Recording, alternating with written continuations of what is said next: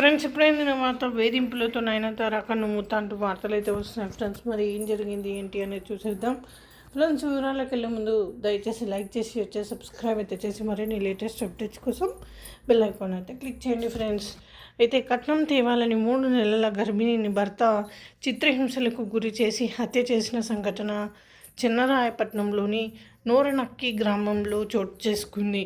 నయనతార మృతి చెందిన మహిళ కాగా అయ్యప్ప హత్యకు పాల్పడ్డాడు.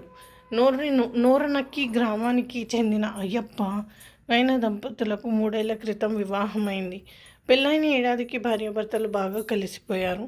అయితే రోజులు గడుస్తున్న కొద్దీ అయ్యప్ప తన ఇంటి నుంచి భూమి, డబ్బులు, ఆస్తులు కట్నంగా తీసుకురావాలని వేధించడం ప్రారంభించాడు. ఈ నేపథ్యంలో పలుమార్లు రాజీ పంచాయతీ నిర్వహించారు.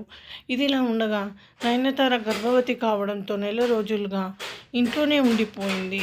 నవంబర్ 17వ తేదీ రాత్రి అయ్యప్ప తన మామగారి ఇంటికి వచ్చి బస చేశారు. మరుసటి రోజు ఉదయం నయనతారను మల్లప్ప కొండకు తీసుకెళ్లారు.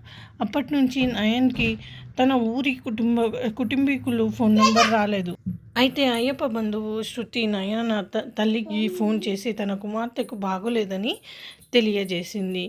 అయితే నయనతార తల్లి ఫోన్ చేయగా అయ్యప్ప కాల్ ఆన్ చేసి నేను నీ కూతుర్ని చంపేశాను అంటూ కాల్ కట్ చేశాడు. ఆ తర్వాత విషయం తాగి అయ్యప్ప ఆత్మహత్యకు యత్నించగా జిల్లా ఆసుపత్రిలో చేర్పించారు. ఈ ఘటనపై నయన పోలీస్ స్టేషన్లో 2 సార్లు ఫిర్యాదు చేసింది. అయినా ఎలాంటి చర్యలు తీసుకోలేదని నయన తల్లిదండ్రులు ఆరోపించారు. ఘటనా స్థలాన్ని చిన్నరాయపట్నం రూరల్ స్టేషన్లో కేసు నమోదు చేశారు. సో ఇది ఫ్రెండ్స్, ఈ విధంగా వార్తలు అయితే వస్తున్నాయి. మరి థ్యాంక్స్ ఫర్ వాచింగ్.